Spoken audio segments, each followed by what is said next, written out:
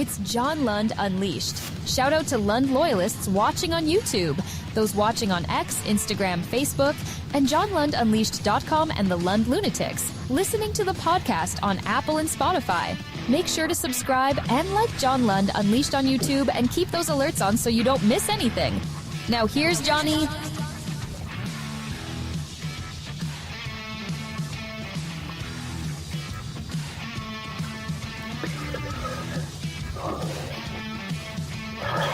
What's happening? Happy Friday night. I hope you are doing great. We have a ton to talk about. The Giants had a nice win. I was actually having Mexican food, a couple of margaritas, and was watching the Giants on this screen, Chiefs, Chargers on this screen. Then I came home, watched the second half of the Chiefs and Chargers.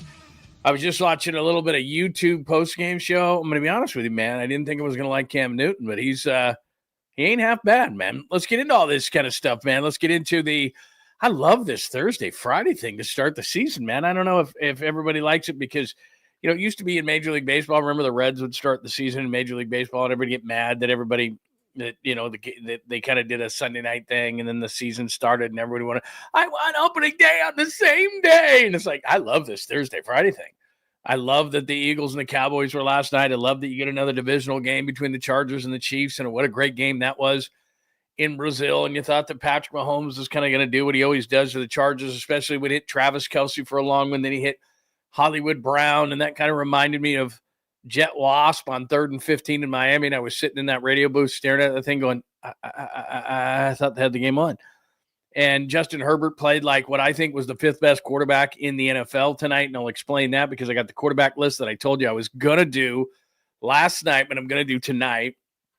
We got a bunch of stuff, and I told you we're going to do Speak Now, Forever Hold Your Peace tonight as well, plus Christian McCaffrey. Whew. I think you can take a deep breath on Christian McCaffrey. Everybody else is going to make you try to panic, but you know what? That's not what I do. I try to tell you the truth around here, and I'm not going to make you panic, and it's not for clicks, and it's not for views. Let's tell the truth around here, and I will tell you what I think is happening, especially in talking to some people. And then a lot of the things that I know, our friend Greg Papa told Matt Mayoko today, so I can give you some insight and finally tell you what I know and talking to Greg over the last few weeks. And I'm going to play about a 5-minute clip. It's a long clip, but Greg, you know how he is.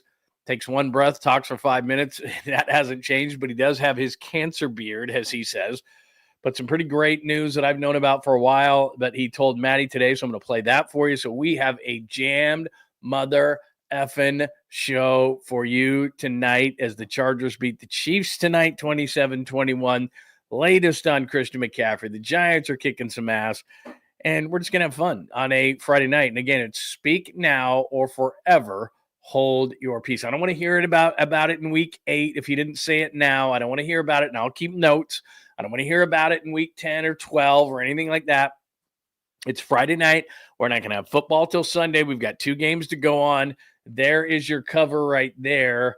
Christian McCaffrey, how worried should you be? I will tell you, and I think you're going to be optimistic, more optimistic than most shows that you will see. So it is episode 234. I'm going to start with the game tonight.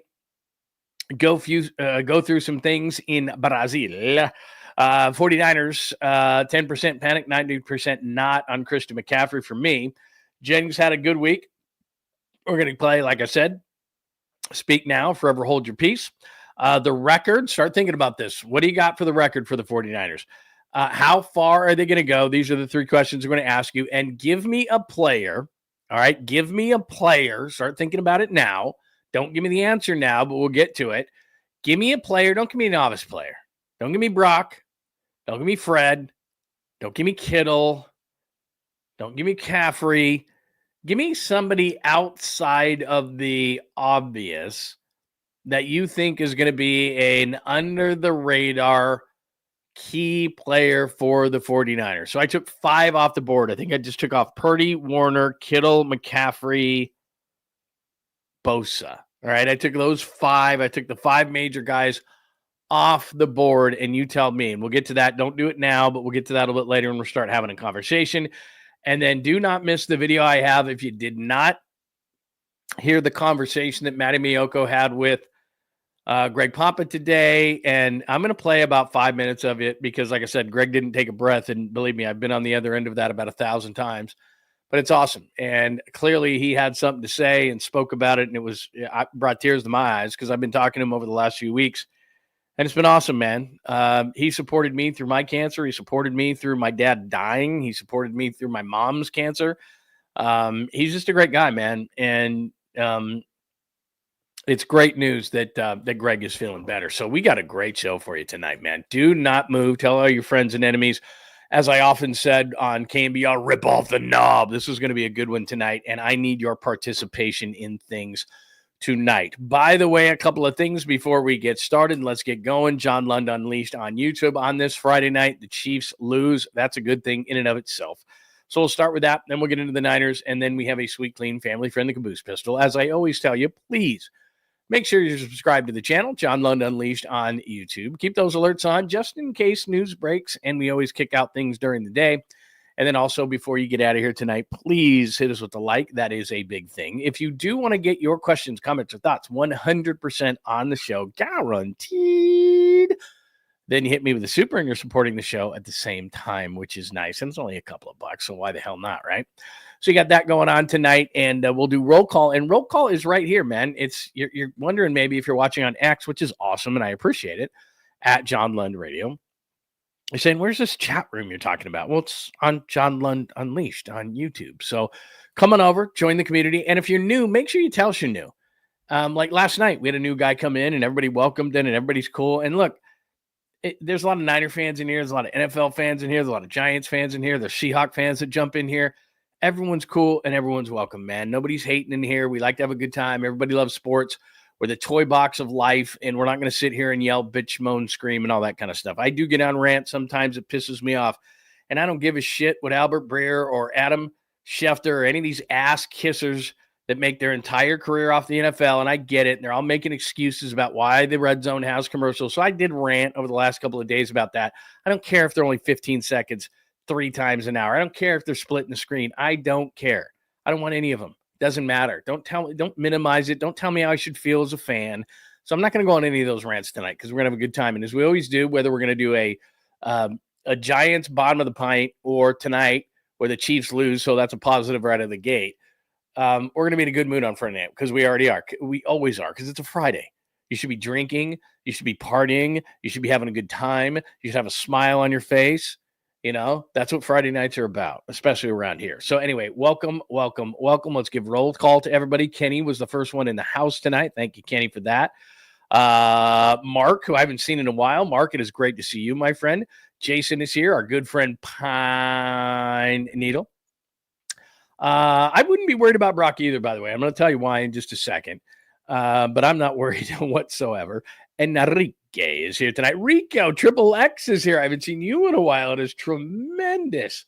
Yeah, Harbaugh's doing a hell of a job. That's what he does, man. You can go to San Diego. You can go to Stanford. You can go to the Niners. Just everywhere he goes, man. Dude wins. Michigan, not half bad. And now to the Chargers. But he's got a system, man. Run the ball, play defense, be physical. That's just what Harbaugh does, man. So that's what he does. Kim is here tonight. EB, it is great to see you. I think you speak for most in this room when you say that. Absolutely.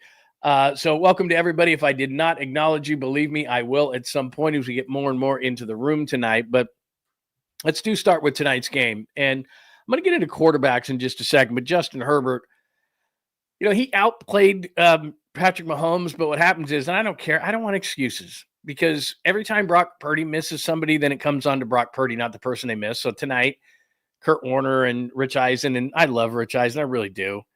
Had him on my show a million times. He's one of the greatest guys you could ever meet. Talked to him many times in person. He's not a play-by-play guy. He just wasn't very good. Kurt Warner's good. But they were making excuses for Patrick Mahomes tonight, and they lost Worthy, this and that. I don't care. Hollywood Brown had 10 catches. Kelsey only had 1 catch through 3 quarters, had that long one in the 4th quarter. I don't care. When Brock has guys missing, it's on Brock's shoulders. When Mahomes has guys missing, then it's an excuse for Mahomes. Herbert outplayed him tonight, and he almost did what he always does, it seems like, and especially to the Niners. He hit Hollywood Brown for some reason, just standing wide open on a third down play, which got him an easy touchdown late. And then Justin Herbert took over, made some plays, made some throws, had a run at the end of the game. And Justin Herbert, and I always talk about this, there's the big four, and you know who they are as far as the quarterbacks are concerned, right? There's Lamar, in any order, whatever you want to do. There's Mahomes, there's Josh Allen, there's Lamar Jackson, there's Joe Burrow, and then the line starts after them. Now, I don't know what's going to happen on Sunday, but I do know this. For 1 week at least, Justin Herbert was the 5th best quarterback in the league, and he might even move him up. And that's the frustrating part for some people is he's got all the physical traits in the world. He's got the gun, he's got the arm that everybody's got. He's got the athleticism. And the scary part maybe for the rest of the AFC is Harbaugh's not going to overexpose him. They're going to try to run the football. The rookie they got in the backfield, other than a boneheaded play that he made in the first half, which led to a Chiefs field goal where he didn't stay in bounds. And that's as much on the play caller as it is on the rookie running back, where Mahomes, again, makes a miracle play, gets a long throw to Thornton down the sideline, and they get a cheap field goal at the end. Butker hits a 59-yarder there in Brazil, and they stay in the game. But Justin Herbert was great tonight. I mean, just absolutely great tonight. So just on the chalkboard, get this. The Chargers had lost 11 straight games, 3 points or less. They win 6 tonight, so they didn't have to worry about that. Mahomes, a cockroach. Like I said, he hit Kelsey at the beginning of the fourth quarter, and Kelsey only had 1 catch through 3 quarters. And then he hit Brown, which I don't know why nobody was covering him. It reminded me of Tyreek Hill versus the Niners in the Super Bowl in Miami. But they weren't able to get it done. Herbert, like I said, was a top 5 quarterback. I was rooting for Harbaugh, but more against the Chiefs. And I got to be honest with you, and then we'll hit up some Niners, and I want to get your thoughts on the game tonight. And I want to get your thoughts on the Thursday-Friday start. This has got to be a thing for the NFL.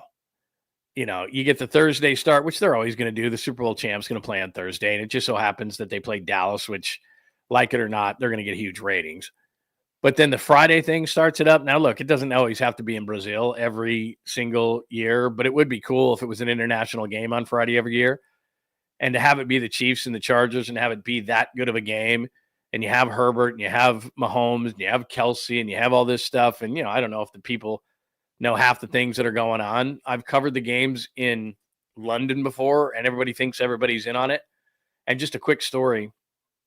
So I broadcast for Raiders and Dolphins. This is in 2014, and I was with I flew over with the Raiders and everything, and did all the practices. And so, during the day we didn't have a lot to do, and so I would go over in downtown London, and I would go right in front of the Nike store where there was a gazillion, every jersey was being sold there and everything. And I would go in the Nike store and I would interview people about American football, and they didn't know what the hell I was talking about. And they were buying jerseys, back then, 2014, like Andrew Luck was a big jersey, and, all these different players.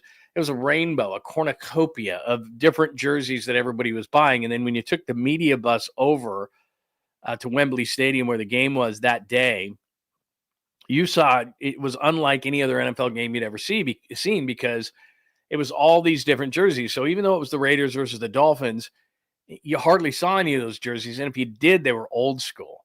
It was like Kenny Stabler, Bo Jackson, Bob Greasy, Paul Warfield. It was old school stuff. And then the jerseys were all over the place. Joe Green, Joe Namath, there was new players too, but it was just, it wasn't dominant. It was interesting as we're pulling up in the bus and I'm looking at all these jerseys, and just about everybody had a jersey on. There was just there wasn't really a dominant team in the crowd, as crazy as that sounds. But my point is that a lot of times, and I was talking to people in these Nike stores, and they're sports fans, they didn't really know American football. It was almost like there was just an event going on, and they knew that it was a big event. And so they went to the games, not really knowing what the rules were or anything like that. I mean, soccer's pretty simplistic, right? So then the week that we broadcast from London, Papa and I, for Raiders Dolphins, they had the BB Sport right there, and they have a sports radio, which is kind of the equivalent of ESPN radio. So they're doing their shows, and then we're down. They kind of put us in a basement to do our shows from, and they would come down every day, and they would give us a different sports personality, and we would talk to them about American football. And they made it abundantly clear to us that generally no one gave a shit about the NFL, but it was the place to be that week. And so people went to the game, but they didn't really know the rules because it was kind of a complicated sport, and it was never going to take the place of soccer. So what was pretty funny what was interesting about it to me was they would bring me up and they would have me on every day, and we would talk a little bit about the game, and I would explain the rules of American football, and people would call in and ask me questions with their, their English accents, and it was a ball. I loved every minute of it. But I mean, they were asking me the most basic of basic questions. How many downs? Why? What's a punt? What are they doing? So it's not like they're up on things. So again, maybe Brazil is different, but it's probably not. In fact, it's probably pushed a little bit back because remember, 2014, they had already had a number of years that they had games there. So people like to just be there to drink beer, be at the event, have a big party, Brazil, it's a big party and everything like that. So they probably don't know half the things that are going on during a game. They know what a touchdown is. They know when a guy makes a big play.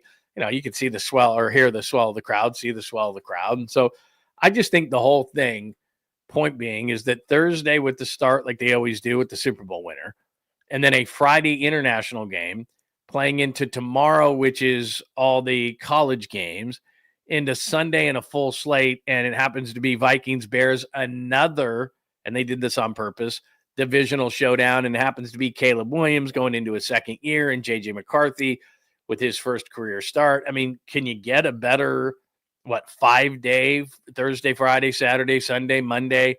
My God. I mean, just an amazing start to the NFL season. So, look, they don't miss a beat over at the NFL. This was no accident that they did it this way. I don't know how much they stumbled on it, but right now, Roger Goodell, the powers that be, they rubber stamp this whole thing. This is happening from now on. It's going to be Thursday, Friday. Okay, college, we'll give you one day, and then we get Sunday and Monday again. So 4 of 5 days in the first week of September, the NFL will own. Now, the other interesting part of this is tonight's game was on YouTube. If you don't like it, and if you're a relic, and I'm really sorry, and you're sitting on your couch and you can't find the game and you're pissed off, YouTube's pretty easy to find. It's not Paramount. It's not any of those things. You can pop on YouTube. It's pretty simple. Smart TVs, 100% of smart TVs have it, so it shouldn't have been a problem finding the game. Now, the broadcast itself, like I said, I love Rich Eisen, not as a play-by-play guy. I love Kurt Warner as a person. Kay Adams is not going to carry a post-game show. And I got to be completely honest with you, man. I'm not normally a Cam Newton guy. He was really, really good. He kind of looks like a jackass, but in terms of his analysis of the game, what he's really good at is he's good at identifying and then quickly talking about it. When a person, a former player, first comes into the media, there's 2 problems. 1, they talk too long, and 2, they won't criticize anybody because those are their peers. And he had no problem doing both. I mean, he was very quick, concise, to the point, and he said what needed to be said. And if somebody didn't like what he said, he didn't seem to care. So I got to be honest with you, man. I thought that Cam Newton was really good, and I think he's going to be doing more than YouTube games. He impressed me a hell of a lot more than a lot of guys that I see on networks right now on pre and post game shows. And oh, by the way, let me pimp this. I have a national column up right now at Barrett Sports Media. In fact, it's at johnlundunleashed.com that talks about the death of pre and post game shows right now. So anyway, I didn't mean to lead into that, but I just did. So anyway, give me your thoughts on tonight's game. I thought Justin Herbert was really good tonight. That's good news. Anytime the Chiefs lose, I think anybody in the Bay Area likes that idea, whether you're still a Raiders fan or a Niners fan. I think we are joined in this one thing, which is hatred of the Chiefs and that. So, I'm sitting there just in the fourth quarter when Mahomes hit Hollywood Brown, and it just went, here we go. It's happening again. And it didn't. So good job by the Harbs tonight, by the Chargers. And all he does is win, win, win, no matter what. I mean, just Harbs just goes in there. San Diego wins, University. Stanford wins, Niners wins, Michigan wins, Chargers wins. He's a leader of men. Papa always used to ask me all the time, what does Harbaugh do, though? Is he offense? What does he do? He leads men. Who's got it better than us? All that different stuff. It's cheesy. I remember Joe Staley and Patrick Willis and guys like that near the end said, look, we've heard this thing for like 5 or 6 years. Like, it's old. It doesn't last long, but when it does, the fire's lit. And he can do it for a while. So, anyway, there you go. That's the story on tonight's game. I'd love to get your thoughts, questions, comments, and then we'll get to Christian McCaffrey in just 1 second. My thought is I wouldn't panic. You might. I'll play it for you. I wouldn't panic, but I'll play it for you in just 1 second. All right, what are your thoughts? Let's get into it. What's going on, man? Good to see you again. 22. Cowboys lost, Chiefs lost. I can't complain. I think that's how most people feel. Although I would have liked to have seen, I don't know why. It's not that I like the Cowboys. They were the underdog last night. I don't like the Eagles. I would have liked to have seen the Cowboys win because I don't think the Cowboys are going to be very good. Yeah, anybody with Collinsworth. Yeah, I don't know what it is, man. I used to really like Collinsworth, and now it's just blah, blah, blah, kissing everybody's ass. That's what everybody does. You know, over the last few days, this whole thing about the commercials has really pissed me off. Collinsworth defending it. He owns Pro Football Focus. Breer, who now writes the big column that Peter King used to do, defending it. Adam Schefter, who makes his living sucking off the teat of the NFL, defending the commercials, all that kind of stuff. It's like, stop. Will you just stop? You know, stop it. We know you're getting paid by the NFL. Your career is the NFL. You don't have to kiss everybody's ass. But what happens is, especially in the case of like a Breer or an Adam Schefter, they need to be on the side of the NFL to get this information. You know, they get a lot of it from agents, but you know what? If they get blackballed by the NFL, that paycheck that they're making, and Schefter's probably making, I don't know, $6, $7, $8 million. He pisses the wrong people off. He's out. He's done. You know, they can make him, they can break him as fast as they made him. You know, remember, he was with the NFL Network first. They went to the NFL or went to ESPN. And the reason why Adam Schefter has such a big fat paycheck is because, look, he's worked the contacts. Don't get me wrong. But if those contacts turn the faucet off, he's done. And so what does he do? It's not so bad. The commercials, they're only 15 seconds. And they're only, shut up. Like, get out of here. Quit defending the shield, man. You're worse than Goodell, honestly. It's getting to the point where it's vomit-inducing with these guys. I get it. Don't get me wrong. I get it. You know, it used to be that broadcasters and everything could be objective. It used to be that people who covered the teams could be objective. Now everybody kisses the ass of the team that they cover. All the broadcasters kiss ass. All the insiders kiss ass. There's no one objective left. I get it. That's how you get paid. I understand that. And if you lose the ability to have access to these guys, then that's a problem. But it used to be, especially in major markets, you'd have these guys who would get at you, go after you. And it was like, if you limit my access, then you know what? You're going to be in a lot of trouble. And I'll just be worse. I'll just turn the knife harder. And it's slowly, more slowly and slowly and slowly every single day we get less and less of those guys. And it's unfortunate. So I try to be honest, because you know what? I'm not getting paid by the Niners anymore. I'm not getting paid by the Giants anymore. I'm not getting paid by Warriors anymore. And so I like telling the truth. It's liberating, to be honest with you. But the Schefter thing and the last few days with this whole thing about the commercials, it's nauseating. Quit defending the shield, man. Supers, remember, is a great way to get onto the show. By the way, our good friend Danny, everybody, who is one of our original viewers, listeners, and he is down in the Valley of the Sun. And I know you do stuff with content, Danny, as you can see the cactus in the background.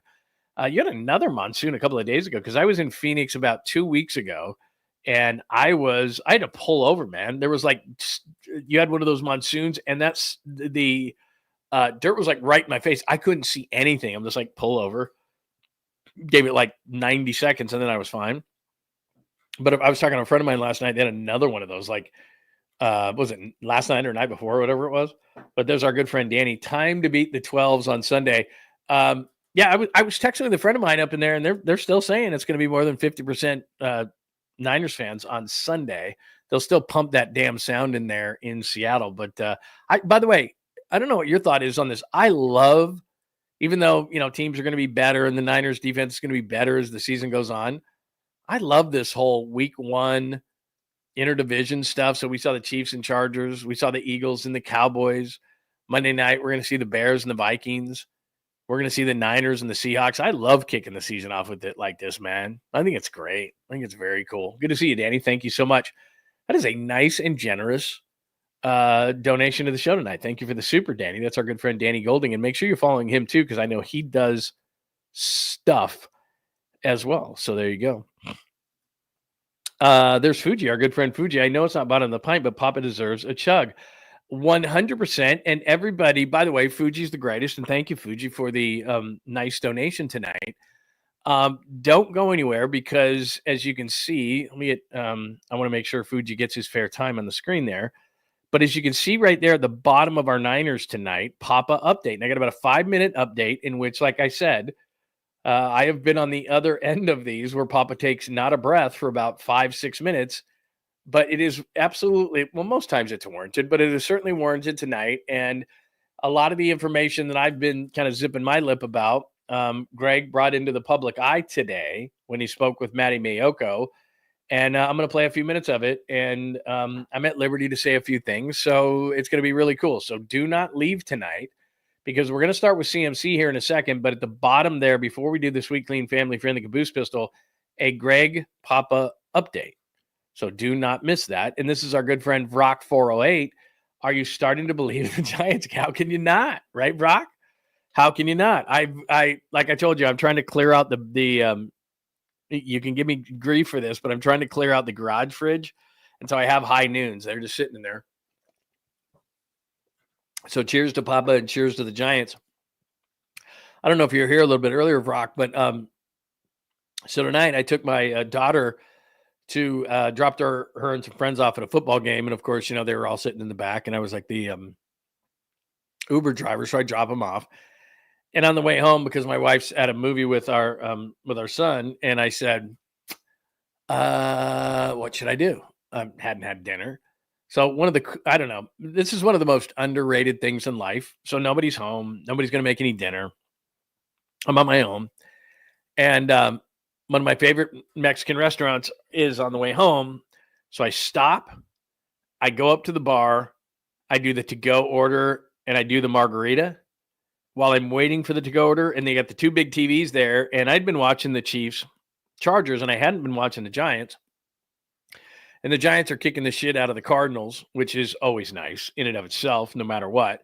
But given that the run that the Giants are on, that's nice. And then they got both games going on at the same time. And I'm like, this is just amazing. And then you take the food home and then you finish watching both games because I'm in the studio here and I got two TVs going on there. So I'm eating Mexican food, whipped up myself a cocktail and watching the end of the games. I mean, it doesn't get any better than that. So yeah, a long way of saying or of answering your question, my good friend Brock, is how couldn't you believe in the Giants? Now, here's my fear, and I got to get over this. This is a me problem, not a you problem. My problem is, don't they do this to us every single year? They're good. Oh, they let us down. Oh, maybe. Oh, never mind. Like they missed the playoffs by a game or two. So I always get very skeptical of getting pulled back in by the Giants, but they're just crushing teams. You know, I mean, they're on a roll right now. They're crushing it. It's kind of inexplicable because they traded, which was their strongest point, which was their bullpen. But my God, the guys that they traded away. Have you seen Duvall pitch for the Yankees, by the way? My God, the other night he imploded again. So, you know, it coincides with Devers is crushing it and Willie Adames is crushing it. And, you know, I mean, they're just rocking and rolling. I mean, if they could have combined at any point during this season, when early in the season, the starting pitching was rocking and the relievers were rocking and rolling the way they were before, obviously and look, they weren't wrong in doing this, pulling the plug on the bullpen a little bit. And now all of a sudden the offense can't be stopped. I mean, the offense is just every single night. It's Devers hitting rockets and Schmidt hitting rockets and Adames hitting rockets. And ever since, you know, Chapman over the last number of games, it's like, don't suspend that dude because he's hitting rockets. I mean, it's crazy. Now, can they keep it up? I don't know. But to your point, I mean, you kind of have to start keeping your eye there. I just get nervous. It's almost like a love triangle. You get sucked back into that whole thing, and then they let you down again. So I shouldn't have that viewpoint, but I kind of do. So that's where I am as far as the Giants. Thank you, boys, for the supers. Much appreciated. Much appreciated. Anthony is in the house. Really appreciate that. You might be new. By the way, that is beautiful. You got the Bosa going on there, 4x4. That's very nice. Let's do CMC. You led us to a perfect segue. So if you didn't see it today, and I talked to a few people because I wanted to make sure I was accurate when I came back to you. So let me back up for just a second, and then I'm going to play Christian McCaffrey in the locker room today. So I've been telling you ever since OTAs, ever since I was standing to Christian McCaffrey's right before OTA, or with the last OTA, and McCaffrey was there, and I was the first one there to ask him, "How's your health?" And he was very nice about it, and kind of turned to me and said, "I'm fine, and it's been a great off season." And then from that point forward, he kind of got a little bit more terse every time someone would ask him about his health. And then as a media, we kind of pick up on that. So what happened was we kind of didn't ask him about it anymore. He was asked about it during the Denver joint practices by some people who came, some TV crews who came from Denver. But most of the questions started to come or started to go to his teammates or Kyle Shanahan or John Lynch or somebody else. How's he looking out there, Brock? How's he looking out there, George? How's he looking out there, Trent? And we kind of stopped asking him. And then I told anybody who would listen that you're crazy if you don't take him high in your fantasy draft. And I don't mean Saquon Barkley or Jamar Chase or, some of the top players. But if you're going to let him roll to the third round or something, you're crazy, because everything I had heard from every insider, every person I talked to, was he's healthy, he's healthy, he's healthy, he's healthy. Okay, then we fast forward to yesterday. Doesn't practice. Now, let me explain something to you. We don't have the access anymore as a media that we had during training camp. So what happens in training camp is they're out there, they're stretching. It's about 10:30 in the morning. They let us in. The whole area is fenced off. There's some fans there that are season ticket holders that are in one corner. And they let us shoot for probably the first, 20 minutes we're there.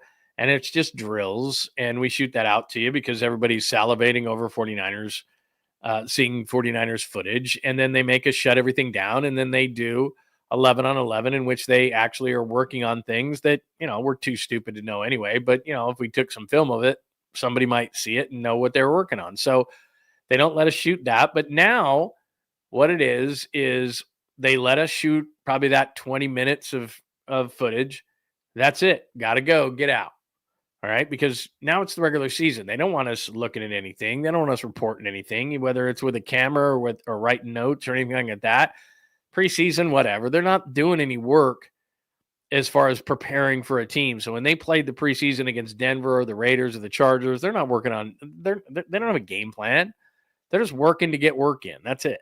Now they're playing Seattle and then New Orleans and all the. Now they have a game plan and they're working on specific things for that game. They don't want us around. They don't want to snoop and spy and do any of those kind of things. So we're out. So we don't get to see anything. So what we see is the end of stretching, a little bit of drills, and then they boot us out. All right. So what can happen in that time is that McCaffrey could be working or whomever could be working and they look good. And then all of a sudden, either they did practice or they didn't. We don't really know. And that's why it came out later that McCaffrey hadn't. All of a sudden it was like, well, McCaffrey didn't practice. Well, we weren't around, so we would know. If that happened in training camp, we'd know. Like when Ricky Pearsall at the beginning of camp wasn't working, we're like, whoa, Ricky's off to the side, and we could report that to you. We don't have that ability to do that once the regular season starts. All right, so that is the backdrop. The good news is this before I play McCaffrey. So this is not something that had been bothering him. This is not something that was flaring up. It's nothing like that. There was a slight, and I do mean slight tweak, whatever you want to call it.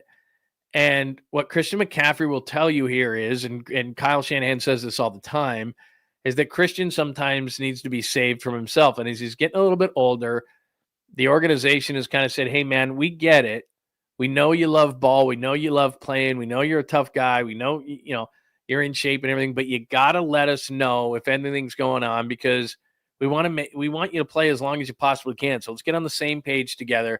You don't have to, it's not a tough guy thing to not tell us when you're hurt and just play through it. We got to be on the same page here. We got to be all on team McCaffrey. And Christian's like, okay.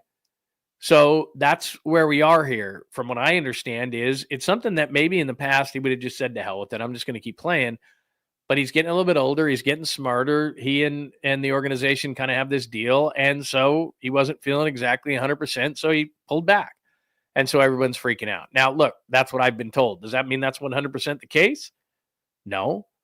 But they're not going to say anything about it. So I'm going to play CMC first, which is positive. And then I'm going to play a little bit of Kyle for you. And Kyle's playing a little coy. So then my instincts kick in as a reporter, and I'm like, what's going on here? So it is a little bit interesting here. So first and foremost, here's Christian McCaffrey surrounded by reporters at his locker today when asked about why he missed yesterday's practice and what exactly is going on. Physical condition. What happened yesterday? Nothing serious, I can tell you that. I feel, like I said, I feel great about where I'm at. Just unfortunately, when you have an injury history that I have, sometimes when you don't practice, things get blown out of proportion. But like I said, I feel great. Does it feel different than it felt last summer? Yeah, I've forgotten about last year, forgot about the year before that, I'm focused on this week and playing Seattle on Sunday. Christian, just kind of thing in practice where you felt something and you just want to be real cautious with it? Is that kind of what happened? Yeah, I'm not supposed to go into anything that happened, but as I felt like it was a smart thing to do to not finish the practice because I've been there before and I've been my own worst enemy in situations like that, and I was proud of myself for not doing that again. And like I said, I went through a whole training camp, feel great about where I'm at. The artificial turf is not kind to some players' lower bodies. Is that going to factor into the decision the next 2 weeks also? No, I don't think so. Yeah, play on it once every, twice in 14 days should be all right. Do you plan to play on Sunday? I always plan to play. Hell yeah.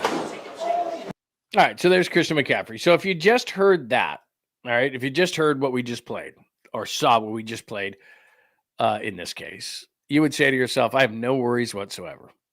And so that's kind of how I feel. Now, Kyle Shanahan was a little bit more coy, so let's play both sides of this and then let's find out where you are. So here is the entire back and forth with the media. Here's Kyle Shanahan right when he gets to the stage right away. It's what's going on with Christian McCaffrey. Was he able to do any team drills yesterday, Kyle, or what happened during practice yesterday with him? Yeah, he did a limited amount of stuff in practice yesterday. What's your level of concern with his physical condition and his ability to play on Sunday? It's questionable. Questionable concern. I'm not going to say anything about Christian Gus or any of our players' injuries. Is it fair to say, because he wasn't on the injury report Wednesday, that this is something that occurred yesterday? Yeah, it came up yesterday. Does Brian Robinson have a full connection to your offense, or is he still limited in what he knows? He's trying to learn it all. He's working his tail off doing it, studying, but, he's been through 3 practices, so it's definitely not there yet. It'll get better throughout the year, but he's had a real good week. Coach, with Christian's questionability and then Robinson being so late addition, how does that affect the game plan and what you're trying to do offensively, not knowing who's going to be back there? Or if Robinson's back there, he's ready to be back there. I think Brian knows the game plan. You got it in this week. You don't have to know an entire offense. You got to know what the plan is this week, and he's repped at it. So if that's the situation, we're good to go with it. He's ready for it, and I know Isaac will be also. How has Isaac Grindo, he obviously missed some time in training camp, but how is his grasp of the system and the protections and everything, how has that improved over the past year? Well, I think it's done. I think he's improved a lot. I think he started out pretty good at it. Isaac's a real smart kid, does everything well. Battled a number of injuries last year, battled one in training camp too. But I think he's gotten better and better since he's been here. I think everyone would always be further along if they don't have setbacks. I think it was tough for him missing a lot of training camp. But Isaac's doing good right now and continuing to get back at it. All right, so there's kind of the full picture. Brian Robinson hasn't been around very long. He's a great backup. Look, I don't care how good Brian Robinson looks or is. I don't care how good Isaac Grindo is. I know that he had a 90-plus yard run in Seattle last week. Neither of those guys is Christian McCaffrey. And one of the reasons they were 6-11 last year, maybe the number one reason they were 6-11 last year, is because offensively, where, as I said last night, they scored 22.9 points per game, which is not an offense of Kyle Shanahan's. And also with a young defense, they need to be around 30 points per game at the beginning of the season until the defense catches up. And I think the defense will catch up. I got a lot of confidence in Robert Saleh. I like these young players. I saw him a lot in camp. I like him. But rookie's going to rook. You saw the rookie running back for the Chargers. I really like that kid. He played well tonight. What did he do in the first half? Stepped out of bounds, allowed Kansas City to get extra time. Kansas City got a 59-yard field goal at the buzzer to end the first half. Rookie's going to rook, man. Fred Warner said it. Robert Saleh has said it. That's just, this. I'm not telling you anything you don't know. Rookie's going to rook, man. It doesn't matter who they are and how good they're going to be. They're going to make stupid mental mistakes. That's what rookies do. So defensively, they're going to need the offense to carry him for a minute. So that's why it is such a massive deal, because Ryan Robinson isn't quite ready to carry the load. And even if he was, he's not Christian McCaffrey. He does not take that gravitational pull like we talked about last night, so that the defensive players have to stare at him. Meanwhile, George Kittle gets that one step that he needs because the linebacker leaned that one way over an inch and missed it. That's just how critical it is that Christian McCaffrey's in the game. Now, after hearing both of those sides, there's two thought processes here, which is A, the 49ers, if he's healthy 100%, he's going, because last year they went 6-11. This is a huge game against Seattle. They need to get that win. He's massive in terms of them getting this win. Their game plan, both teams are this way. They want to run the football. If Brock threw it 18 times and went 16 for 18 for 159 yards and a touchdown, they'd be ecstatic because they want to run the football. They want to establish and punch Seattle in the face and run the football and use Christian McCaffrey to do it. Now, that's one side of it. The other side of it is, hey, man, it's week 1. If Christian McCaffrey is feeling some sort of tweak in his calf, and I don't care what they say, there's panic in that room regardless of what McCaffrey says, regardless of how coy Kyle's being, because calf leads to Achilles, and last year, calf led to Achilles. So if it was a wrist, if it was a head, if it was name any other thing but a calf, and we wouldn't have the panic that we have both as a fan base and inside that building. Because I know how inside the building works, because I was down there for 2000, I carry the 2, for 10 years, 3 days a week during football season. And I know what the vibe is, and I know what the feel is, and I know how badly they want to win a Super Bowl, and I know how badly they want to wash the taste out of their mouth from last year. So they're kind of balancing, and that's why Kyle Shanahan said, well, that's the deal. And when you're questionable, that means 50-50. And they want to be careful, and they know they have 17 weeks. So right now they're sitting in the room going, is there any way this gets hurt? They're talking to the doctors and everything.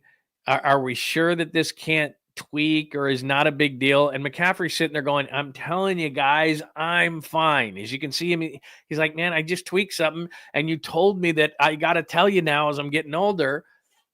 You told me I got to tell you these things and not to be a hero every single week. I tell you, now you're going to pull me out of the game. So McCaffrey, I'm sure, is going to be frustrated if he doesn't play. Now, if I'm a betting man, I think he's going to play. Because I think it was something, because like I said, it was good. It was a good small tweak on Thursday. We'll see today. They'll have a walkthrough on Friday. So practices are over. They're going to go out early to Seattle tomorrow. They're going to have a quick walkthrough, and Christian McCaffrey, I think, is going to play on Sunday. I've been told it's not a big deal. It's more of a question of, can this turn into something? McCaffrey knows his body better than anybody else, and he's totally in tune with it. And he's saying, look, guys, I'm fine. But the other side of it, too, is there's a sportsmanship element. And here's what Seattle's doing. They're going, don't feed me this bullshit. Christian McCaffrey's playing. So they're gonna have the game plan like Christian McCaffrey's playing. But why would Kyle Shanahan give you the information anyway? To please me or you? He doesn't care about our fantasy teams. So he's not going to tell us. There's going to be no, he's going to play. You're going to see 23 jog out there with the first team offense for the Niners on Sunday. But he's not going to tell anybody a moment before. Nobody's going to know that. Now, maybe Schefter, maybe Mayoko, maybe somebody like that. But they're not going to announce anything. So if I'm a betting man, he's going to play because they need to get off to a great start. I've been told it's not a big thing, but the 49ers want to err on the side of caution to make sure it's nothing. And look, if Brian Robinson had been around here a little bit longer, I think maybe, that might play a piece into this whole thing. And we forget that Guerrero, most of his college career, was a wide receiver, and he's still learning the intricacies of this zone read offense. Now, look, he's putting a foot in the ground, and he's fast, and he made plays in Seattle last year. He's not a bum. They've got 3 running backs that are legit, and I think Jordan James is good too. So they've got 4 guys. None of those guys, combine all 3 of them, are Christian McCaffrey, and everybody knows it. So am I panicked? No. As I put down there, my panic meter right now is at about 10%. So that's 90% not. And you can tell me where yours is. You just heard the same thing and saw the same thing that I saw. McCaffrey, unless he's one of the best actors of all time, does it seem like this guy's worried? Physical condition. What happened yesterday? Nothing serious, I can tell you that. No, like I said, I feel great about where I'm at. So unless he's just he's a hell of an actor, and I've seen him on those Lowe's commercials, he's not a hell of an actor. I think he's okay. I think he's going to be fine. So give me your thoughts. And those Lowe's commercials are like, let's give this guy as few lines as possible, please. Anyway, give me your thoughts on that. You just saw both. So tell me what you think as far as Christian McCaffrey is concerned, and I'll get your thoughts. All right, here is Kyle again. So that's the big story, and there's nothing even really close. But here's Kyle, because if there is a second story, it's Jauan Jennings. He's going to play. He's going to start. How effective can he be? This is Kyle Shanahan talking about Jauan Jennings' week at practice. A real good week. Got a number of good workouts over the weekend and stuff, which adds to the conditioning. We had our fourth practice today, so I think he's gotten better and better throughout the week, and I'm excited to see him out there on Sunday. All right. I'm not worried. I think Jauan Jennings is going to be Jauan Jennings. We talked about it at length last night. He's doesn't need to be an intricate route runner. He's a guy who out-physicals players, and that's going to be a great matchup because Nick Imanwari is a guy, a second-round pick out of South Carolina, is a big physical guy. Witherspoon plays much bigger than his size. If Reek Woolen, and they don't move their corners either, but Reek Woolen is a big, fast corner. If he matches up with him and Brock says, I'm going to throw it up, that's a hell of a matchup. Woolen is about 6'2", 6'3", 210, runs a 4.26. That's pretty ridiculous. So we'll see. But having Jennings on the field is absolutely great. Jennings, Pearsall, we'll see who's going to be the third. Is that going to be Sky Moore? Is that going to be Russell Gage? Is that going to be Marquez Valdez-Scantling? But to me, Jennings and Pearsall, those are going to be the key guys, and Jennings will be fine. I'm not worried whatsoever as far as Jennings is concerned. So before we play Speak Now or Forever Hold Your Peace, because I told you this a couple of days ago and I told you again last night, I wanted to get ready for this. Final time. And we can't do this once the season starts. That's cheating. How many games are they going to win? How far are they going to go? Talking Niners. And give me a sleeper. Warner's not a sleeper. Bosa's not a sleeper. Kittle's not a sleeper. Purdy's not a sleeper. Who else? Like Demo's not a sleeper. Like, give me somebody where you're like, you know what? This guy could determine their fate. So you tell me who that person is as well. So we'll do that in just a second. But I was going to do this last night. And it's better that I did it tonight because Jalen Hurts played great last night. He's, as Stuart Scott used to say, cool as the other side of the pillow. Justin Herbert was tremendous. It's not that Patrick Mahomes has fallen off at all. He hasn't. It's just he doesn't have the weapons he used to. Now, Kelsey made a great catch, or great play. He was left wide open to start the fourth quarter, but going into the fourth quarter, he had one catch. He just doesn't have the weapons. Ty Thornton made a big catch before the half to set up that field goal. Worthy, who's an okay wide receiver with really good speed, was hurt, and they were talking about that. Hollywood Brown had 10 catches tonight. He's okay. They don't have the Tyreek Hill and prime Kelsey that they had. So it just tells you that Mahomes is good. And actually, Mahomes for a lot of the game tonight was better with his legs than he was with his arm. And that's not a knock on Mahomes. It's just he doesn't have the guys he used to have. It's just what it is. And every quarterback's like that. So I saw this the other day, and you can make fun of this all you want. But I say this often. There are 4 quarterbacks. Hopefully you can see that well enough. So what I did is I did my top quarterbacks, and I just X'd out guys that I just don't think are part of that top quarterback group. So let me just get this on my screen. So on the top left, that's Kyler Murray, Michael Penix. And you got the 4, okay? Lamar Jackson, I put at 4. Josh Allen, I put at 2. Mahomes, I put at 1. And I know a lot of people are going to disagree with that. But again, game on the line, Patrick Mahomes, I'll take him over everybody. And then who did I put at number 2? I'm sorry, this is hard to read. I could have done this a little bit better. But Joe Burrow 3, Lamar Jackson 4. So look at that right-hand corner. See that right-hand corner? Josh Allen 2, Lamar Jackson 4, Joe Burrow 3, and I put Mahomes down on the right column about 4 down, number 1. So those 4 in some order are the top 4 quarterbacks in the league. There's no doubt in my mind. And then, like on a night like tonight, if you look at Justin Herbert, I have Herbert 6th. He's on the left column, 1, 2, 3, 4, 5 down. Like, this is where 5 starts. Like, I put Stafford 5th, but Herbert played like the 5th best quarterback in the league tonight, and maybe even higher. Bottom left-hand corner, bottom column, left-hand corner, Brock Purdy, I put 8th. I think he could be 5th on any given night. So, again, in yellow, Brock Purdy in 8th.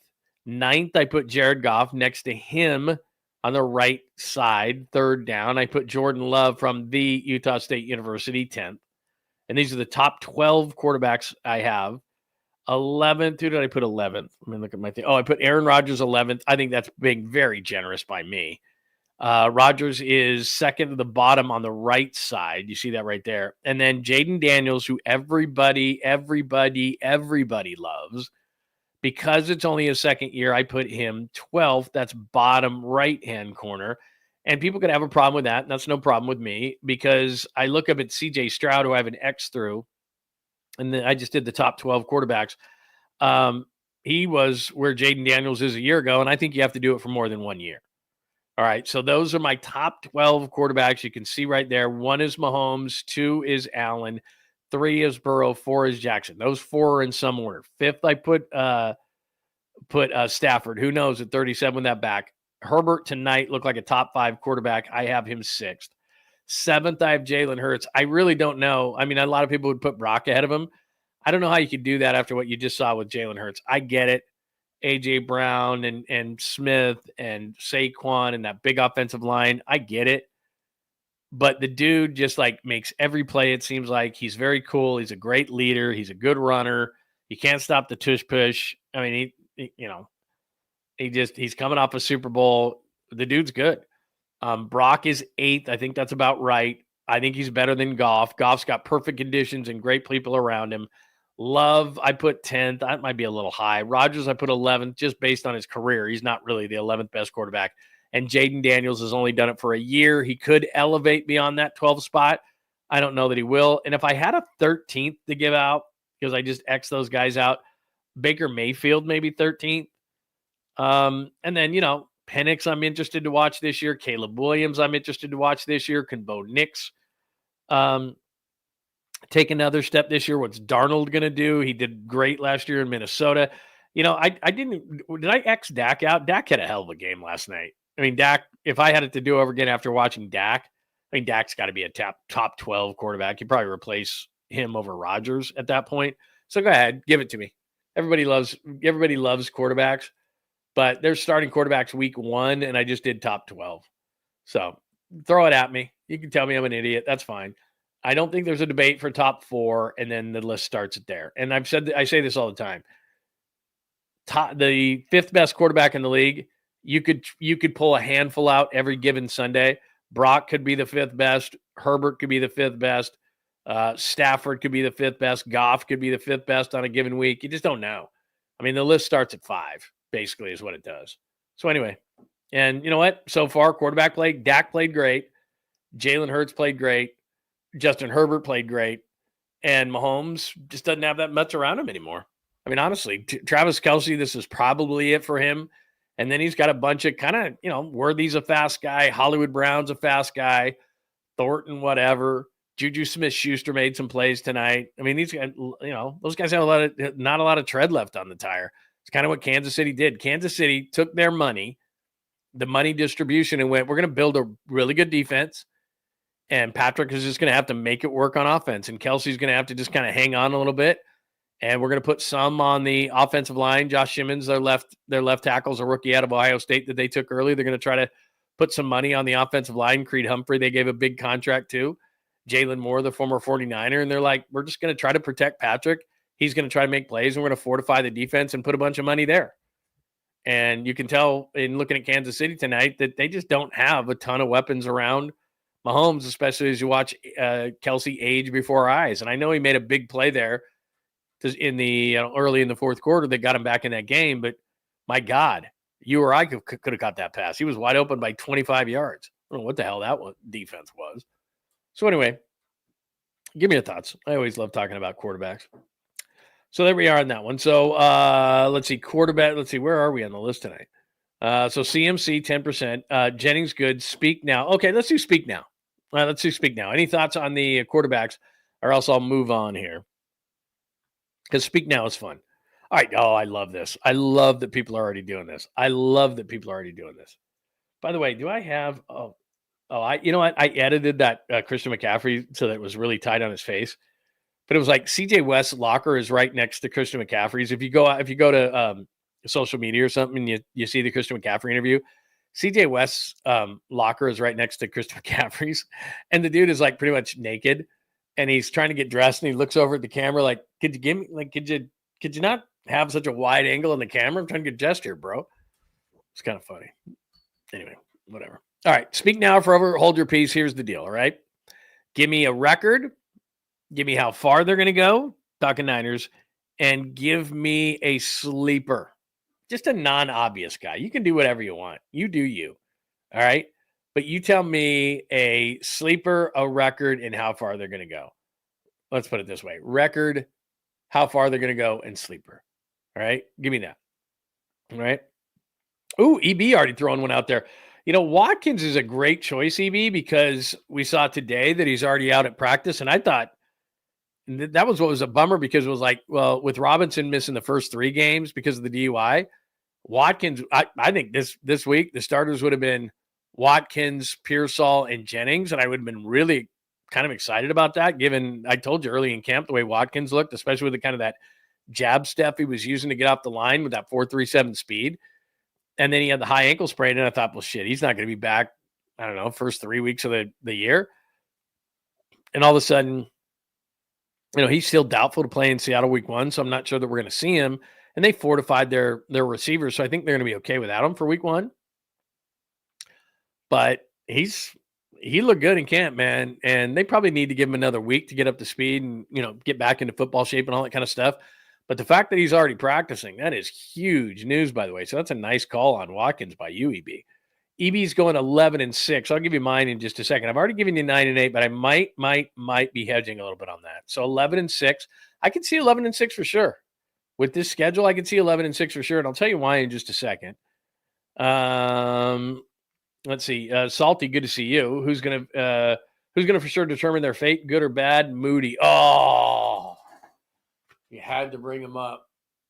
Didn't you? I hadn't really thought about him. Having a great night. I'm not blaming you for it, Salty, but you're probably right. I mean, most games in the NFL are 1-score games. I mean, tonight was a 6-point game, but does Moody make the 59-yarder that they were rushing to get on the, you know, I mean, he did in Vegas. So, I mean, he could, but then he could turn around and miss an extra point or a 35-yarder at the same time. So that's an interesting. Moody's an interesting one. I'll tell you this right now, and I know this for a fact. They're just not going to have very much patience with him. Kyle's going to lose his mind.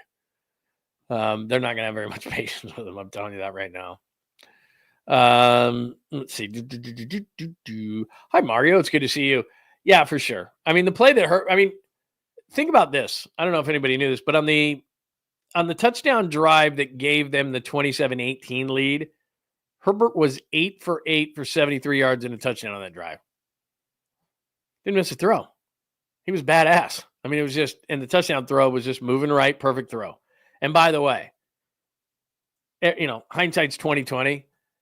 And I know that given the opportunity, Keenan Allen was going to go back to the Chargers the whole time. But remember how much of the offseason we spent, you and I, talking about Keenan Allen, Amari Cooper. Amari Cooper went to the Raiders. He's already retired. Keenan Allen, of course, went to Cal. So he's got a little bit of ties to the Bay Area. 7 catches tonight for 68 yards and a touchdown. I bet if the guy ran a 40 right now, he'd run a 4.8.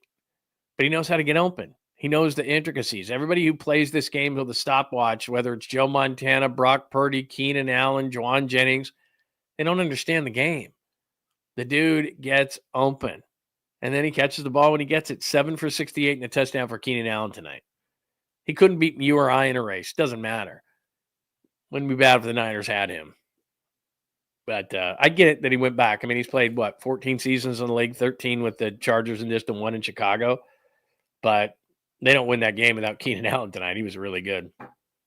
But my point on Herbert is 8 for 8 for 73 yards on the touchdown drive that gave him the 27-18 lead. And then with 2 minutes left in the game, like 2:05 left in the game, he scrambles to his right. He's a better athlete than you think, even though he's 6'6", 240.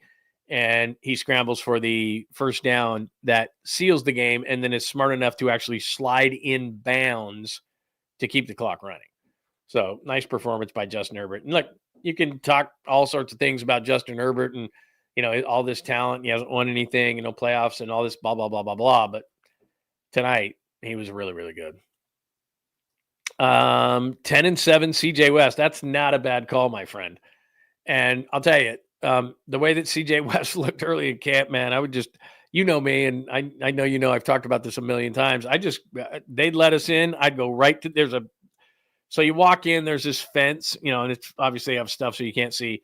And all the offensive guys are over here and all the defensive guys are down here in this corner of the D line.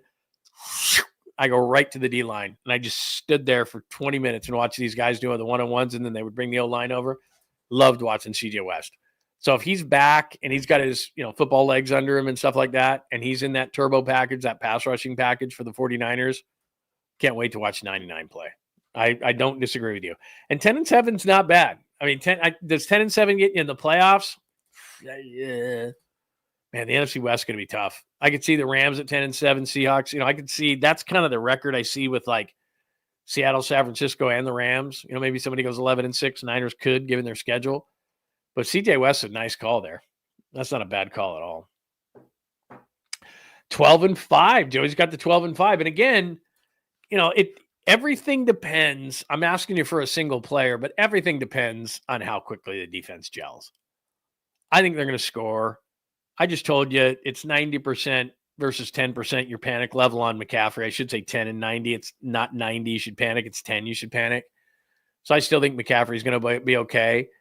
And what's great about this whole thing is, as much as we talked about injuries and 20 guys missing in camp on certain days for practices, look at them now. We knew that Ayuk wasn't going to be back. We knew that Mustafa was going to be back.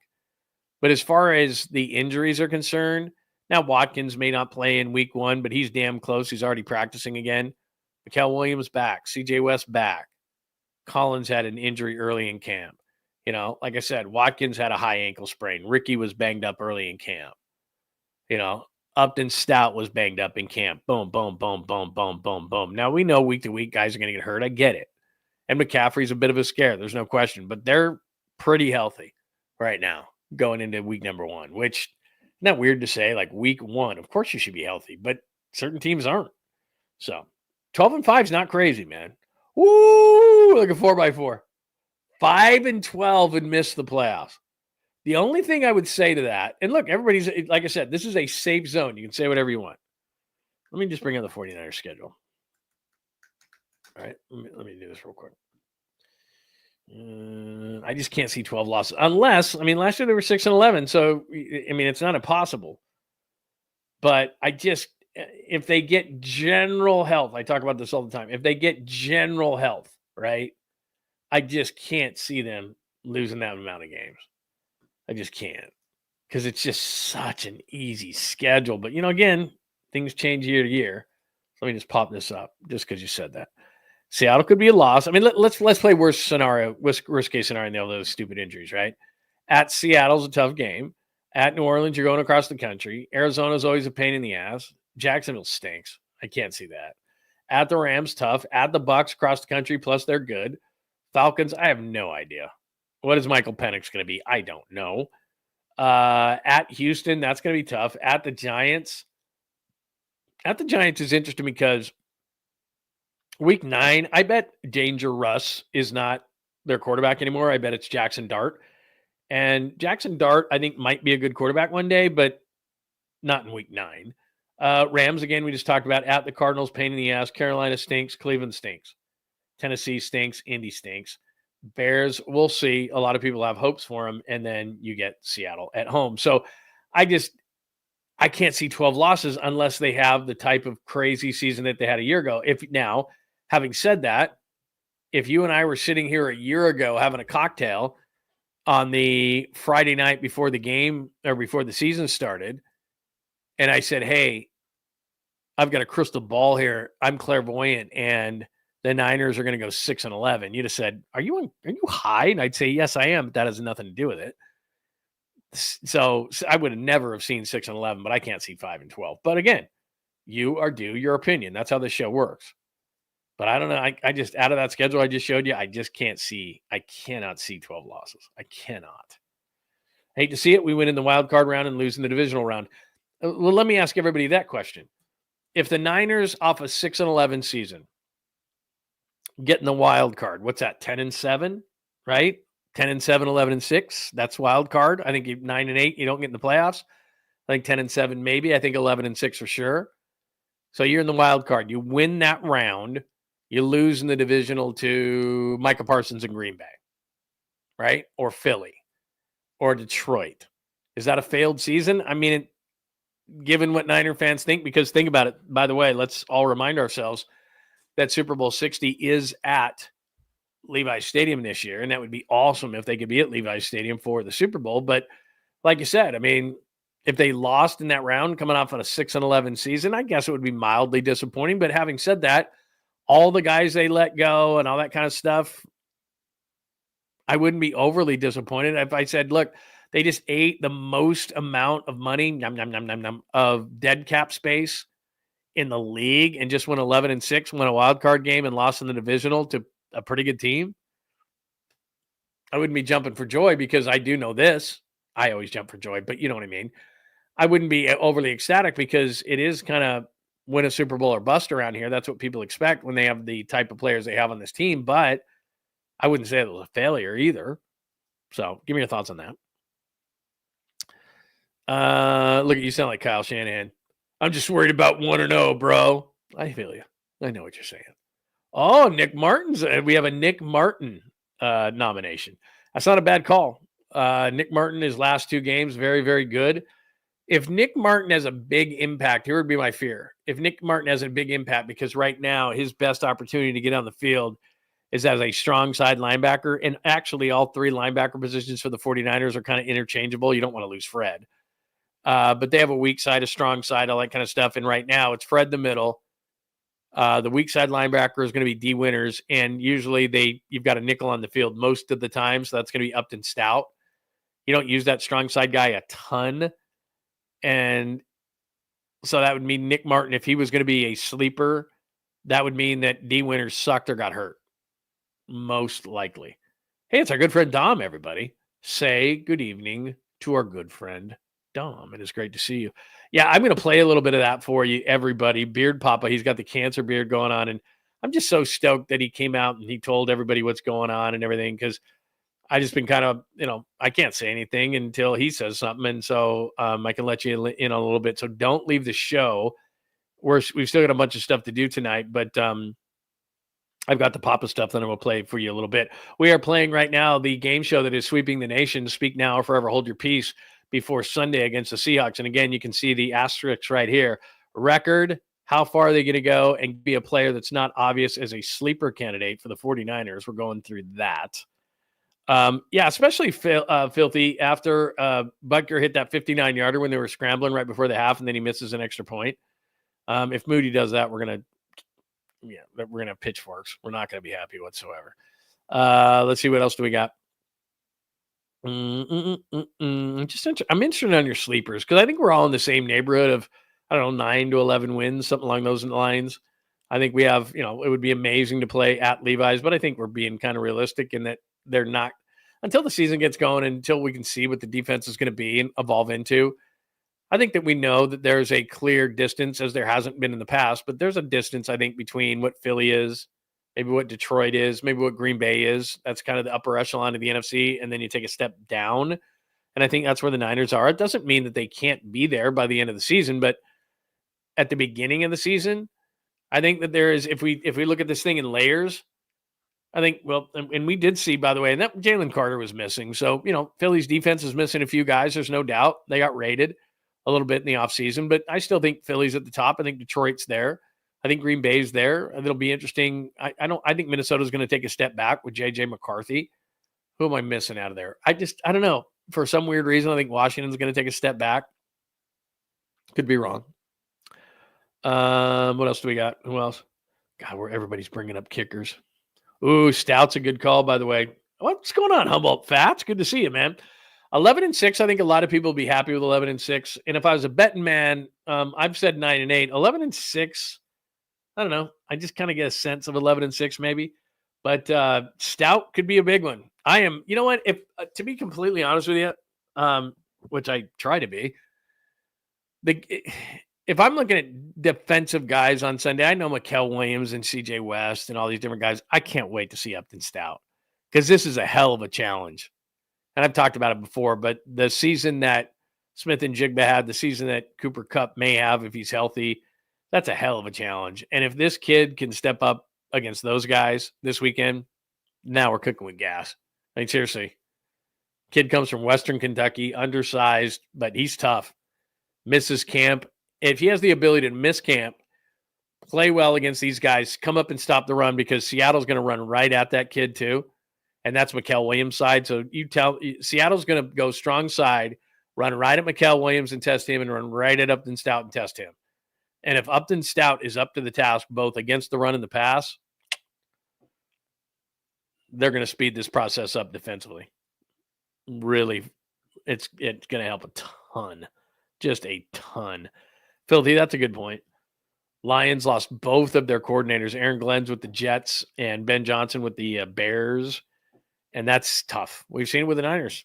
I mean, people don't think about those kind of things. And you just reminded me. That's a good call by you. All right, keep them coming. Again, speak now, forever hold your peace. Record, how far, and a player that we are possibly overlooking. All right, so just to recap, we've gone over tonight's game, the Chargers, and I love this Thursday-Friday thing. Love, love, love. They're going to do this. They got to do this. Do the Thursday opener with the champ.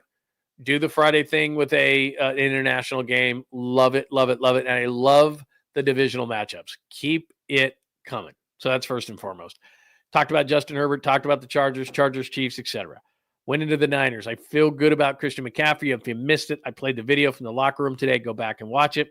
Kyle Shanahan, not quite as optimistic. Jennings had a good week, according to Kyle. Played that for you a little bit earlier. We played Speak Now, Forever Hold Your Peace for record, how far, and a player that is not obvious. We also got into a conversation about quarterbacks tonight. All right, so I saved a best for last for you. So, as you may know, or you may not, maybe you're not watching from the Bay Area, I've been doing sports radio and media for about 30 years, and for the last over 15 years, it's been in the Bay Area. I helped start 95.7 The Game here in San Francisco, worked with first Tom Tolbert at KNBR, and then when Greg Papa came over to KNBR, the Niners and KNBR wanted me to work with Greg, and we had a very successful show at 95.7 The Game, so we got back together and started doing middays, and I've known Greg for over 15 years. We've become very close friends, not only because we worked 4 hours a day together 5 days a week, so you become like a married couple almost, but just we had a lot of things in common. We covered 15 Super Bowls together. We've countless sporting events, and we're just friends. We live very close in the East Bay for many, many years and went out together, and we've just become really, really good friends. And he's a great guy. And he's the voice of the 49ers. He is sports in the Bay Area. And obviously everybody knows that he has taken the season off to fight cancer. So I'm not going to talk about it because he tells Matt Mayoko here, and he takes one big breath and goes for about 5 minutes. So I'm in contact with Greg just about every day, and we've talked many, many times and had great conversations. And one of the reasons I respect Greg beyond the great play-by-play and anything about sports or anything, just as the person, I had cancer, beat it. He was right there. My dad gave me basically a death knell cancer diagnosis 10 minutes before a show one time, and I bawled my eyes out and said the show must go on, and did the show, and Greg supported me through that, and all sorts of different health issues we both had, and he's just a hell of a guy. And so when this all came down, it was devastating to all of us, especially those who were really close to Greg. And so he gives a great update to Matt Mayoko today. So without further ado, let me just play about 5 minutes here of Greg, and then I'll just say a couple of things about it. But you want the update to Greg? Here is the update and notice what he calls the cancer beard. And Papa sounds like Papa. So here's Matt Mayoko with Greg from Greg's backyard, actually, as he gets ready to go into chemotherapy. Actually, he's done it and is doing it all weekend long. Here's Greg with Matt. And mainly that oblong ball that I love so much. But whether it's a big orange ball or a little small white ball, it's all been about all ball. I've done it all. So on July 16th, I was diagnosed with what is known as all B, acute lymphoblastic leukemia, B cell, Philadelphia negative. Philadelphia negative. The citizens of Philadelphia are negative. My brother was there for a long time, but I didn't know if I wanted to be Philly positive or Philly negative. Anyway, I have leukemia, and I have cancer in my family, all kinds of cancer. Lost my brother. This is my hat for my brother Gary, who died. Philadelphia sportscaster forever and ever, and my mentor. He died in 2009. He was diagnosed at age 49, died at 54. So he lost so many years too. So I was, maniacal about getting PSA tests and everything. I just, my mom had double mastectomies. My other brother had prostate. There's just cancer all over my family. But this is a blood cancer. Like, how do you get it? It doesn't matter. I do have it. I'm dealing with it. I came very close to losing my life. My white blood cell numbers were down to 0.2. So any infection would have killed me. So I literally have been the boy in the bubble for 7.5 weeks here, 7 weeks and 2 days. But I'm getting better. As fate would have it, as we talk today, I am going into UCSF for what I call the hardcore chemo, where they put it in my PICC line in my arm. And I've had chemotherapy injections in my back through what is known as a lumbar puncture, because they found cancer cells in my spinal column fluid, and not good. So I've had that. I had a magical drug. It's called, it's a immunotherapy. It is, I won't give you the full name. I got to give it a nickname because I can't pronounce it. It's called Belina. Actually, a buddy of mine, J.R. Anthus from Syracuse, works for a company called Amgen. And they're the ones that made it and distribute it, and he saved my life. So this Belina immunotherapy they put me on, it was a 28-day infusion. And I ended August 26th. So basically I'm what they call, and I don't have the full data in. I have data that takes, 10,000 cancer cells, not 1 million. I'm still waiting for the last test to come in, the clonoSEC. So basically, I'm waiting for the final results to come in, but I am what they're calling MRD negative, which means cancer-free. They can't find any cancer cells in my body, and they haven't for weeks and weeks and weeks. So why do I need chemotherapy? I'm cancer. Well, I'm gonna relapse, obviously, and that's the key now, is to keep me cancer-free. So today, I was discharged from UCSF on August the 5th. Today, September the 5th, exactly 1 month later, I'm going to go back in and begin what I call the hardcore chemo in my PICC line, and it's different than the lumbar punctures I've had. So, but I'm going to watch football. I watched the game last night, and I'm going to bring in. They asked. We were talking yesterday about what can you bring in, and they said some people bring in like Xboxes and stuff. So I got a huge iPad. I have my iPads, but I have this iPad. It's right in front of me here. It's huge. It's called a Stand By Me, and it's made by LG. It's I call it the huge iPad, big screen on a stick.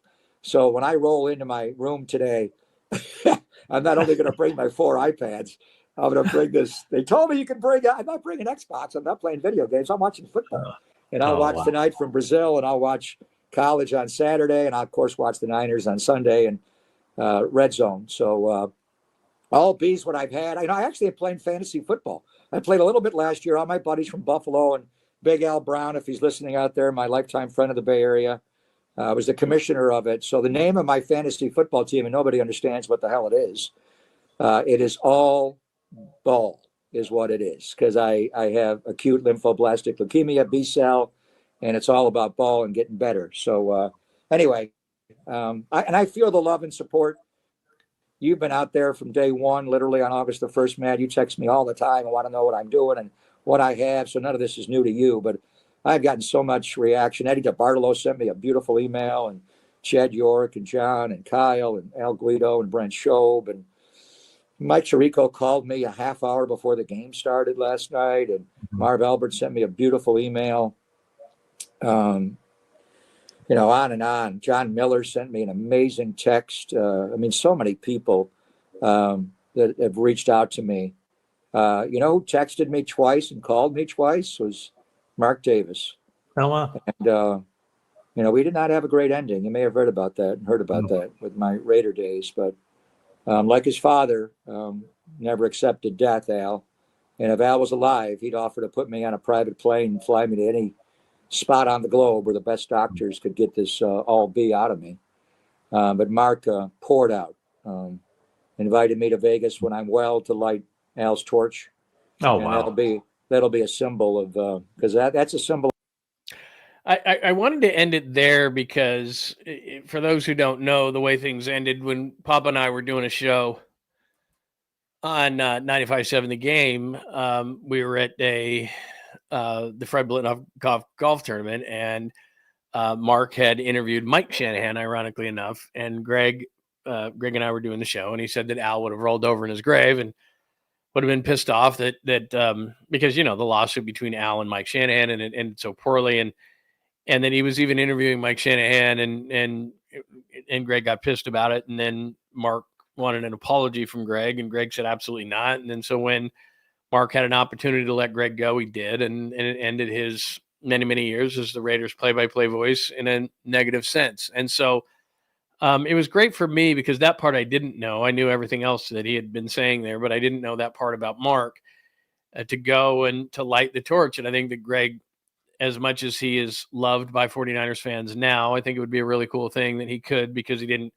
wasn't able to end his Raiders tenure in a way that I think was fit for a guy that did all the things and loved the Raiders in the way that he did. And he's moved on and all those kind of things, and it doesn't change anything in that way. But I think there should be some kind of closure as far as with the Raiders. So that's very cool. But let me go back to the beginning of that whole thing. So he has leukemia, and when he decides to even give us more information on how and when this actually happened, it's going to even blow your mind even further. So he's going to be out this year. He's going to be fighting this. Like he said, right now he doesn't have any in, but he's got to go back and they got to blast all these cells, and he didn't expand 100% on it. But as he pointed out and has told me, there's a long road ahead, but you can see it and you can hear it and you can hear the energy, and he looks like the same old Papa with maybe a cancer beard difference, but he spoke for about 6 minutes there without taking a breath. That's the Greg that I know, and that's the energy, and that's the guy that loves ball, and he's not kidding. He has this thing that is gigantic, that's an iPad that he rolls around his house, and he's like, we're going to throw that thing in the car. I'm going to watch ball tonight while I do chemo all weekend long. So anyway, you saw him and you heard him, and he looks good, and his spirits are high, and he's been overwhelmed by the support of everybody. And it's not just who he mentioned there, the Eddie DeBarlos and Jed Yorks and Kyles and Johns and John Millers and Mark Davises and all that kind of stuff. Because when I was talking to him, he was telling me that he just feels everybody, and he feels all the love that everybody has given him, and the support, because he needs it. And like he said, he's kind of the boy in the bubble because he can't catch any kind of, disease or sickness or anything, because his body is still ramping up. And then especially now that he's going to get, so beaten down with the chemotherapy and everything like that. So the thing that drives him the most crazy, because he's not a guy, like if you ever knew Greg, he can't sit still. Like he can't sit still in a spot. Like if we would do segments and we have to sit down and talk to each other for 10 minutes. The minute I say the sports leader, and he's up and he's moving and he's going and he's bouncing off the walls and all that kind of stuff. He's just not a guy that can sit still. It's just kind of his way. He's got to be doing something. So for him to be having to sit at his house and, just be secluded from people and not be doing what he loves, which is studying, looking at, talking about, and calling football games. He's had to adjust all those kind of things. But as you can see, like I said, he's fighting it like hell, and hopefully everything's going to work out. But everything that I heard and in talking to him was everything that he said there, which is he feels great and he's doing better. But the road has just begun. So keep the prayers going for him. And like I said, he's a hell of a guy. I mean, the things that you see on the outside is one thing, but it's pretty damn cool that that he got with Matt and gave us an update on what he's doing. So keep the prayers going, because as he's told me many times, he is absolutely feeling it. So very cool that that he is that he gave us that update the way they did. Great job by Maddie as always, and great to see Greg right there with the gigantic beard. So thanks for hanging around with that. Hopefully that's something cool, but great stuff that I'm looking at the chat rally right now on John Lund Unleashed here on YouTube. That is the voice of the 49ers, Greg Papa, as he's fighting leukemia right now, as he told Matt Mayoko today. So great to hear from Greg, and he is sounding good, and he has been just as positive. So anyway, good stuff, and thanks for sitting through that. I thought it was very, very cool. I agree with you, Humboldt Fats. Prayer is strong. I send him prayers all the time, ones that I see, ones that I know. So he's feeling it, man. He's feeling it. Look at this, ladies and gentlemen, boys and girls of all ages. It is our great friend, Skills. It is great to see you, my friend. Now, I'm not doing a 13-hour show, man. We started after the Chargers and Chiefs because I knew people were going to be watching that. Plus, the Giants were on tonight. So we've gone about an hour and a half tonight, which is what I figured that we were going to do. But it is awesome to see your lovely face, Skills. Great to see you in the house tonight. JR, your father, diagnosed for 2.5 years, started with a heart valve fix issue and was diagnosed. Then it's been a trek. Yeah, it is, man. I've beaten cancer twice. My mom had breast cancer twice. My dad had pancreatic. Didn't have such a great fate. Pancreatic is not great. My mother-in-law fought pancreatic for 4 years. Man, it's when you catch it, and it's the type of, care that you're getting. Believe me, Greg is getting the best care. So hopefully we see him back next year behind that microphone again, because as everybody's been saying, man, we missed the dude. So there is an update on our good friend, Greg Papa. Let me make sure that do I have a Sweet Clean Family Friendly Caboose pistol tonight? I thought I did. And then I don't think I loaded it up. What did I have there? I had boat parking. Where is it? I know I have it. Hang on. Where's my boat parking video? Okay, hold on. I think I have it. Hold on a minute. Maybe I just didn't load it into the stuff tonight. Wait a minute. Could have sworn. Oh, here we go. Okay, don't watch this. Don't watch this. Don't watch that. Okay. All right, let's play this. It's not the greatest one, but it's kind of funny. If you're a boater, you'll realize this, because I am, and it's like, this is pretty damn impressive. So let's do a quick family-friendly, Sweet Clean, family-friendly Caboose. John Lund Unleashed presents the Caboose pistol. Wedged in the crack of her buttocks. Somehow, someway, Lundo thinks this is the best way to leave a final impression on you for the day. The old Caboose pistol, everybody has one. Did you say Caboose? I know some women who could hide a machine gun in there. No, you Leave don't. me out of this, you weirdo. Here's John. All right, we've gone over a lot tonight. Chargers beat the Chiefs. Justin Herbert was great tonight. Chiefs almost pulled off a miracle. But Harbs and the boys, and this Thursday-Friday thing, I got to tell you, I love it. Eagles and Cowboys, got the divisional games, and you got the international game. Love it, love it, love it, love it. The football's got you hooked, man. It's crack right out of the gate. And then tomorrow's college football. Sunday's the full slate. Monday is Bears and Vikings. Are you kidding me? Anyway, here is, and then we went over a bunch of Niners stuff. I wouldn't panic over CMC. You might. Jennings looking good. Speak now, forever hold your peace. Remember, record, how far are they going to go, Niners, and a non-obvious player to watch this year, and then the pop update I just gave you, and then the Sweet Clean Family Friendly Caboose whistle. I know it's not the greatest one. I scrambled to find one tonight, but if you're a boater, and I am, there's not a break in a boat, everybody. It's not easy to park a boat. This is pretty damn impressive, I got to tell you. Videos, if you don't share them with us, will be deleted when you walk out the gate. We got a little thing that. Here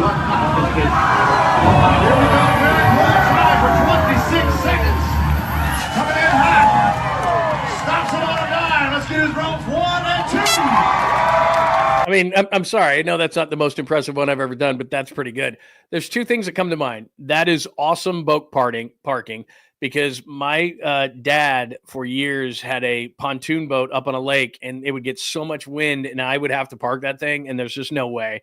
And I don't know where this is, but look at all these people. This must be like a small town on a lake, because look at all those people to watch a boat parking competition. I mean, that's pretty cool, and I thought it was cool and everything like that. But look at all these people. I mean, it's like Niners tailgate over here. So anyway, it must be a small town, and there's just not much to do on that day, and that is your Sweet Clean Family Friendly Caboose pistol. I'll do better next time. I'll do better next time. But I just thought that was kind of cool, though. If you've ever tried to poke apart, if you've ever tried to park a boat in the wind, it's not easy. I'm just telling you. There's no brakes on a boat. Just letting you know. I know you know that, but I'm just telling you again. I'm just telling you again. All right. We had a great time tonight. Lots of good stuff that we got caught up on. All the Niners stuff. Speak now. How far are they going to go? A player that's not obvious. A Papa update that was great. We went into the Chargers and the Chiefs. We talked about quarterbacks even tonight, even though that's not on the screen. We got into that. CMC. When you have an injury history that I have, sometimes when you don't practice, I feel great about my physical condition. See, there you go. He feels great about his physical condition. Kyle loves himself some JJ.